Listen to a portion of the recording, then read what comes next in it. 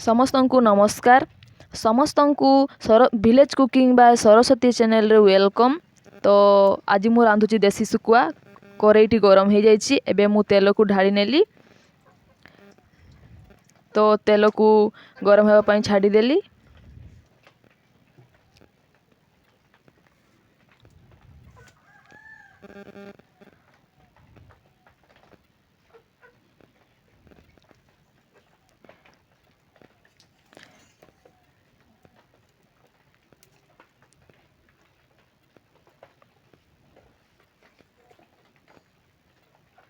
ତେଲଟି ଗରମ ହେଲା ପରେ ଏବେ ପିଆଜକୁ ପକାଇ ନେଲି।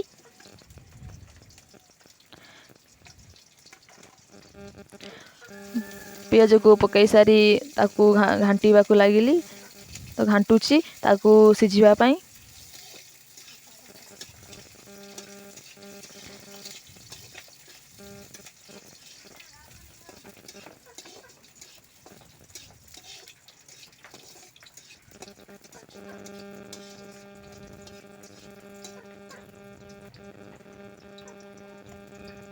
ଏବେ ପିଆଜ ତ ହେଇଗଲାଣି। ଏବେ ମସଲାକୁ ମିଶାଇ ଦେଉଛି।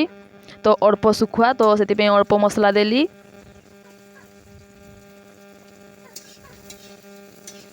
ତାକୁ ଭଲ ଭାବରେ ମିକ୍ସ କରି ନେଇଗଲି। ଭଲ ଭାବରେ ମିକ୍ସ କରିଲା ପରେ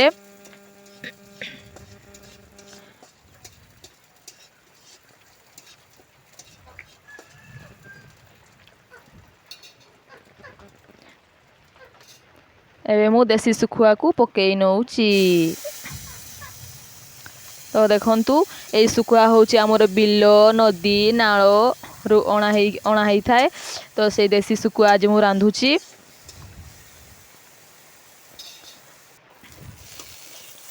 ତ ଭଲ ଭାବରେ ତାକୁ ଗଡ଼େଇ ନେଇଗଲି।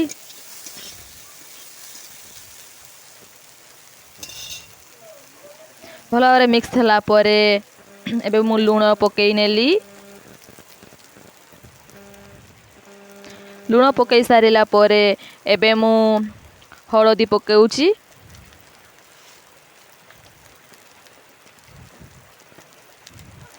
ସ୍ୱାଦ ଅନୁସାରେ ଯେତିକି ହେବ ସେତିକି ମୁଁ ହଳଦୀ ପକାଇଲି।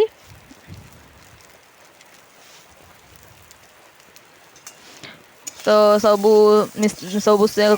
ମିକ୍ସ କରି ନେଇଗଲି।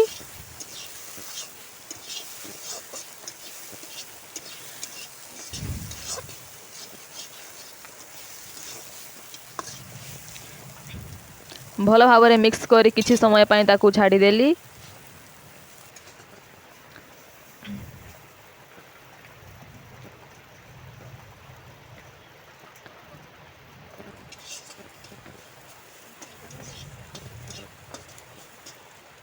ତ ଏବେ ହେଇଗଲାଣି ଶୁଖୁଆ, ଦେଶୀ ଶୁଖୁଆ ତରକାରୀ। ତ ଓହ୍ଲେଇ ନେଇଗଲି। ତ ଯଦି ଭିଡ଼ିଓଟି ଭଲ ଲାଗିଥାଏ, ଲାଇକ୍, କମେଣ୍ଟ, ସେୟାର କରିବା ପାଇଁ ଜମାରୁ ଭୁଲିବେ ନାହିଁ। ରହୁଛି।